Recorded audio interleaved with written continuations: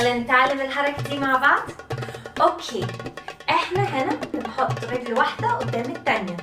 احنا بنعمل حاجة بين اللفة والفوق وتحت. هي مش لفة ولا فوق وتحت، هي حاجة بالنص. نلف قدام وننزل تحت.